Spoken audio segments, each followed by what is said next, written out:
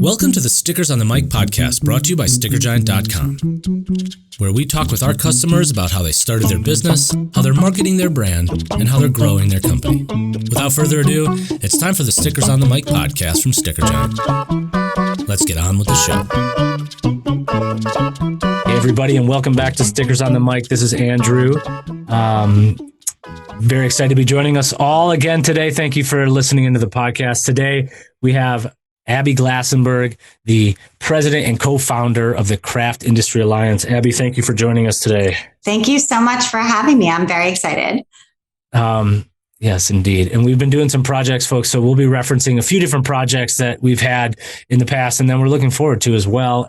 But really, we're here to talk about the Craft Industry Alliance, how it came to be and what it sort of does for the community, Abby, that you have helped build. And of course, now is a whole brand and a platform in its own way and a media property. And I'm excited to pick your brain about some of that stuff today for sure. Yeah, absolutely.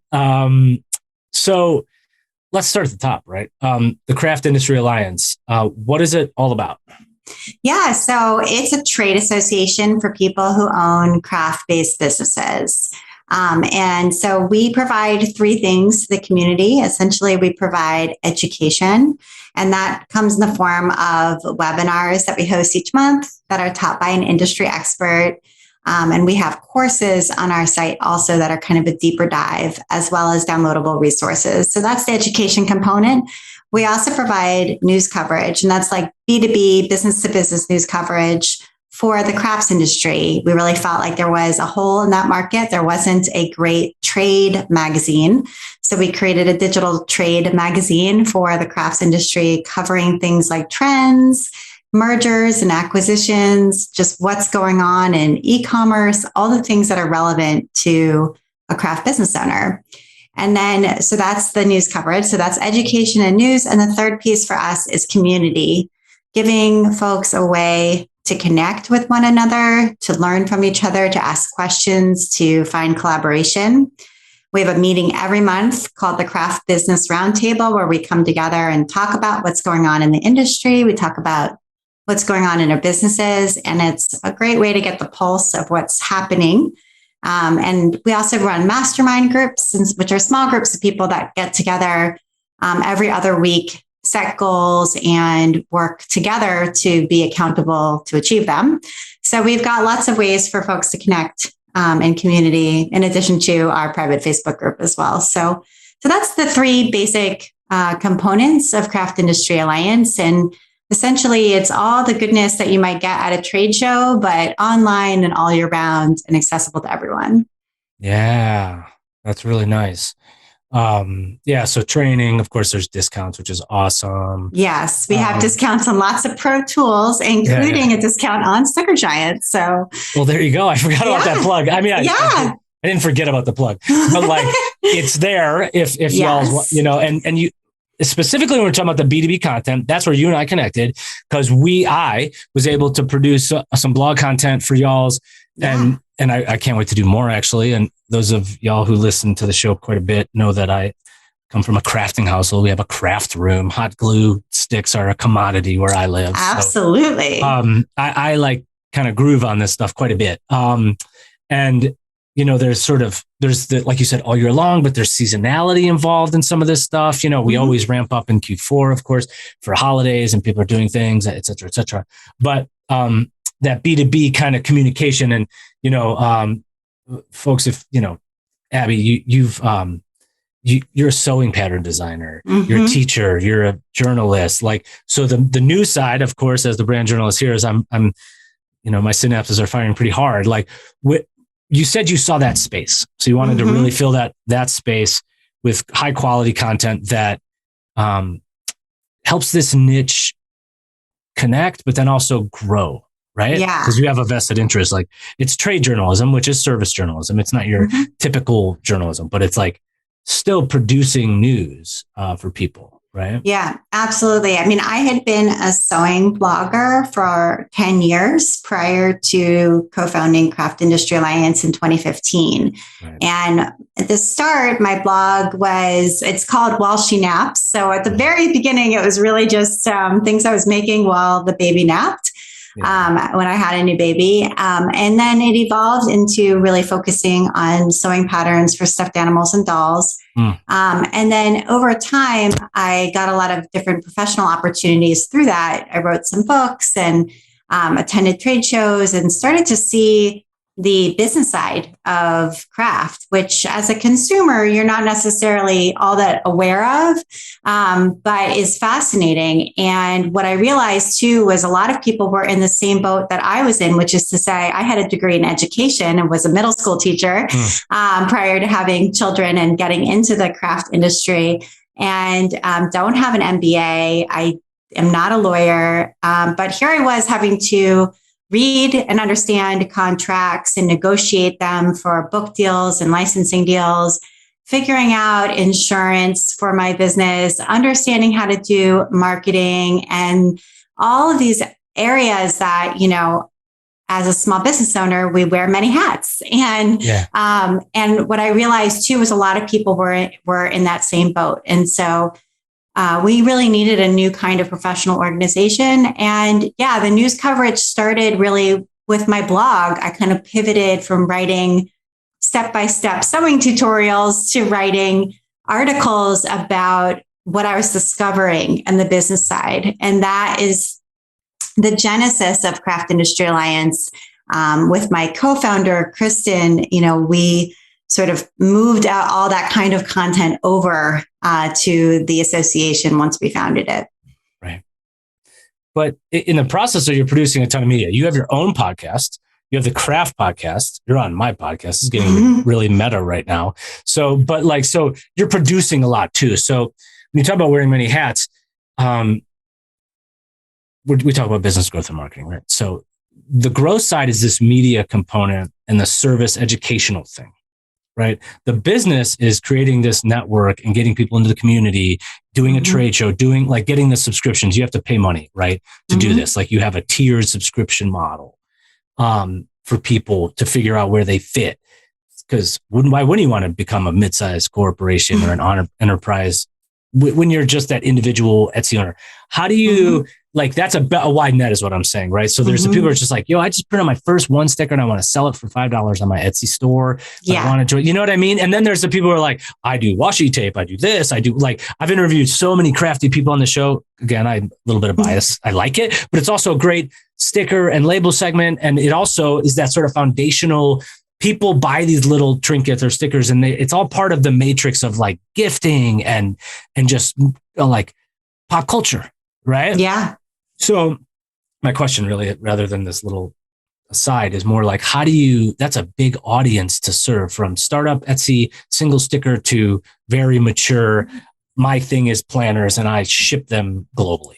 Yeah, absolutely. And we really do serve all size businesses. So, as I mentioned, I was a business of one as a sewing pattern designer, and I definitely love micro businesses who maybe start on Etsy and have just that one product, et cetera. And then we serve mid-sized companies. There's lots of companies in the craft community who have maybe 20 employees, that kind of size. And then we serve very large businesses as well, like, Bernina and the big companies everybody's heard of. Right. And so it's a great question. For us, we really felt like it's very valuable for us all to be in a community together, because we need each other and have a lot to learn from one another. And so, when you're on a roundtable meeting and you have a show promoter there, and you have a book publisher, acquisitions editor there, and then you have an Etsy shop owner there, and maybe you have somebody who teaches nationally there, you have all of these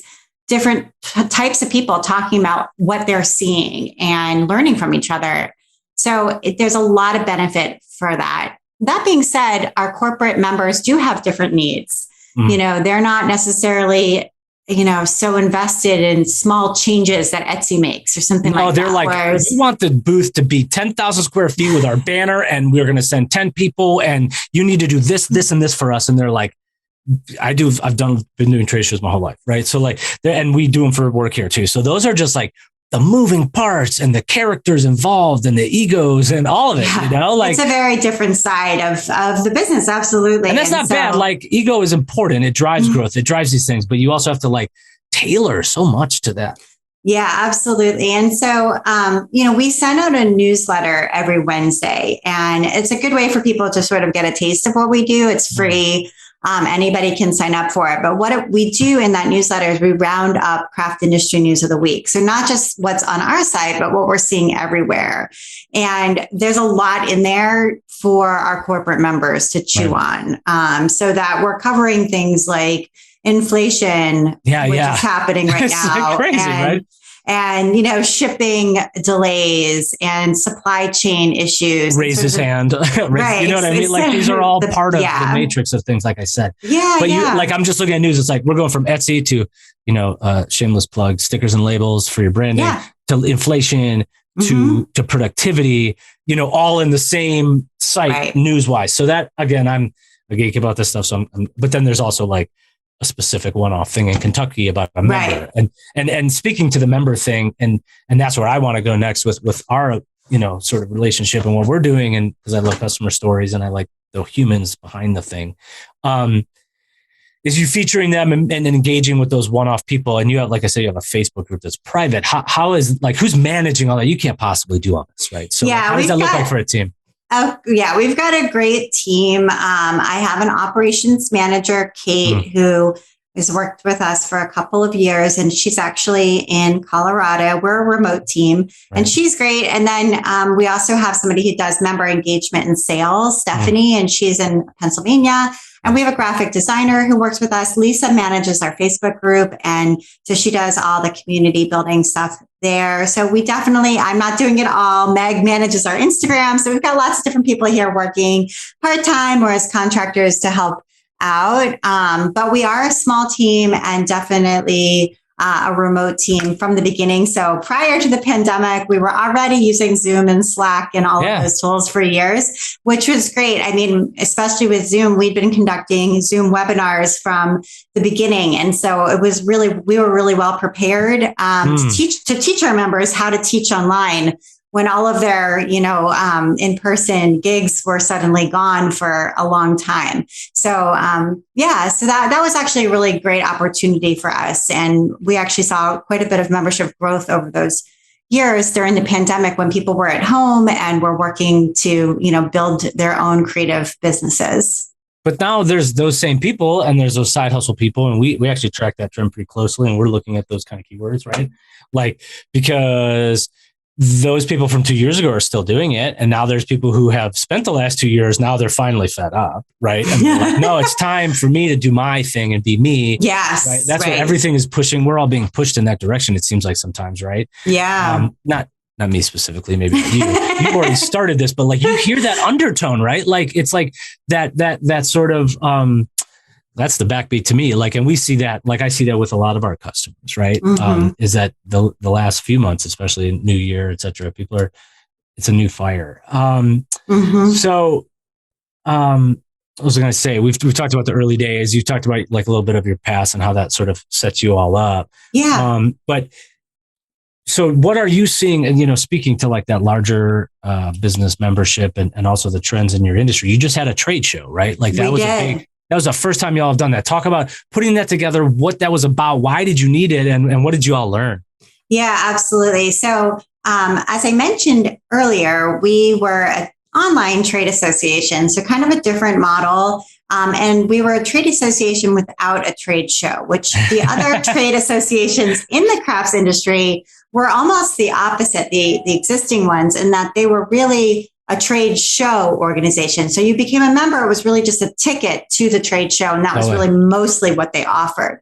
So we kind of flipped that. And so for, 7 years, we were all digital. And various opportunities for in-person events came my way over the years, but none of them was quite the right fit for us. And we really needed something that was going to be B2B only, because that's the audience that we serve and how we serve them. And so there was a trade show in Cologne, Germany for many years. It's called H&H Cologne, and it has a fantastic reputation in Europe, also in Asia, really all over the world, from US as well. But it's in Germany, and it's really serves the crafts industry, specifically fibers. So like yarn and sewing and quilting and that sort of thing. And it's huge and gorgeous and inspiring. And nice. they wanted to expand into the US market. What they were hearing from their exhibitors was, we want access to the US market. And so they decided to take that jump. And the way that they work is really collaborative, which I think is fantastic. And so in Germany, they work together closely with the trade association there. And so when they came into the US market, they wanted to collaborate with a trade association. And so they reached out to us last July and said, here's an idea. Would you be our strategic partner? And so that felt like exactly the right fit. It's super high quality, beautifully done, B2B show. Yeah. And it's a trade show that we didn't have to own. So they are the experts when it comes to putting on a trade show. They actually the infrastructure, the whole like organization, logistics are crazy. Yeah. And so that show's owned by Cologne Messe, which is a company that puts on trade shows in lots and lots of different sectors, and like lawn and garden and tools and tires and all these different areas. They've got tons of them all over the world. And so they really know what they're doing, and they're able to put on the show.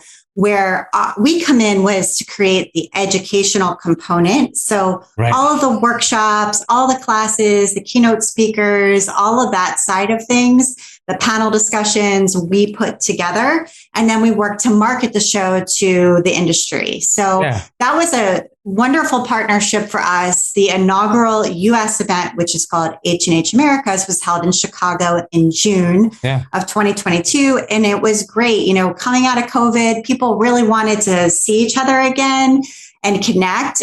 It was a little bit of a risk. So there was definitely people there walking the show who were like trying to suss it out. First year, new show right after COVID, you know, but we did, I really am so grateful for the 193 companies that chose to take out a booth and exhibit in this environment. And we had 2,000 people come. It was wonderful and just the beginning. So now we're working to expand out from fiber only, which is like yarn and quilting and sewing, but even further in those areas. And then also bringing in other craft niches like beading, scrapbooking and mixed media, sort of all the other pieces, and have it all together. And as I said earlier, we all benefit from the cross-pollination and, you know, just getting to know one another in the same environment, because we're seeing a lot of retailers diversify the offerings that they're carrying in their store, so that they're not just a quilt shop, but they're a quilt shop that also carries yarn. So you can sell yarn in the winter and fabric in the summer, that kind of thing. We're bringing in beading, bringing in these other crafts. And so by all being there together, we get to see what's new, learn from each other. And so I'm really excited for year 2. We're just at the very beginning stages now of starting again to plan the education and to market the show again. So that's how it went. And we ordered stickers for our booth from Sticker Giant, and they were such a big hit, I have to tell you. So that's fun. They were great. We gave them out as little free swag, and we had one that said, happiness is handmade. So that was popular, kind of sweet sticker. And then the other one said, my small business is not a hobby. That one people loved. We had several people come back and get more to give out to friends. So they were very popular. I'm definitely going to do freebie stickers again. Totally worth the investment. And with the discount that we offer, it was really not expensive. So it was great. That's so good. You love to like have someone come back. Like I had to, someone asked me, so I had we had so many people come back. It was so fun. We already are like collecting like kind of a sweet idea and then like a little bit of a snarky idea. So we have 2 different options. Sweet and savory. So. Sweet and savory. You got to like mix those messages. Because everything is so snarky these days. The snark is deep. Oh goodness, that's so exciting! I'm inspired by that. And like you said, that's kind of the evolution of what y'all are doing, and now you're already like in the mode of next year. So you're thinking 2023, and we're going to do this, and so that's kind of the bigger picture for you and the org. But we're kind of in the middle of the third quarter or whatever of the business cycle here, or beginning, of the third quarter. What are you looking at for the rest of this year, specifically with like Q4 and the way the holiday? I presume there's like a focus on that. Yeah, absolutely. And we try to really help our members. We're publishing next week our holiday dates coming up, shipping deadlines, also tools and techniques and things that you can do now to get ready for holiday success. So we try to help each other to plan well, like, if you are going to run a Black Friday sale, what is that going to look like? If you're going to offer a new or exclusive item or do a collaboration, like now is the time in, early summer, midsummer to start and get all of those pieces in place for holiday success. And so we will also be running, we do a few things. One is a gift guide that features our members' products. We did this for the first time last year. It was really popular. People, especially, I feel like coming out of the pandemic, really want to support small businesses. They've realize how wonderful they are and how much they miss them if they close. And it's just a hole. It's just a hole right there on Main Street. No Subway is going to be able to replicate like Maker General, which is the crafting business here in Long. Absolutely. Yeah. So we did that. We had several hundred items that we featured last year. I think it was really successful. So people just really want to share that on social media. So we're going to grow that this year, and that will come out. I think it comes out in early November, if I'm remembering correctly. But editorial, you got to be doing it now. Yeah, you're shipping the November issue if you're on the editorial calendar. Yeah, we got to get that going. Yeah. And then we'll be running our mastermind groups. They open up twice a year. And so they open up at the end of December for a January start, which is really nice because you're coming into a new year, new you, like set goals and really try to achieve them and really try to grow your business this year. So we open those sales up right toward the end of December, get everybody onboarded. It's a big job because we have hundreds of people who sign up, and then they go through a process of taking a survey, and they talk about like what they want to focus on most, whether that's social media marketing or leadership or, whatever area.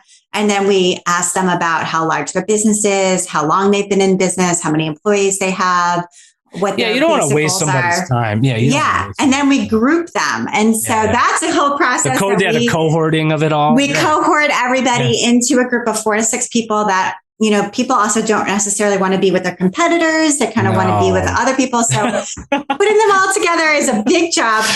That's just like high school all over again. Huh? It's like getting people at the lunch table. But it's very fun. Like when people are in a really good group that gels, that could change your life effective. Though. That could be that could literally I'm not overselling it and being overly effusive, which people who listen to the show know I get psyched on this. Like if you can connect with a few people one-to-one, and if you get their text, their phone number, they're your person.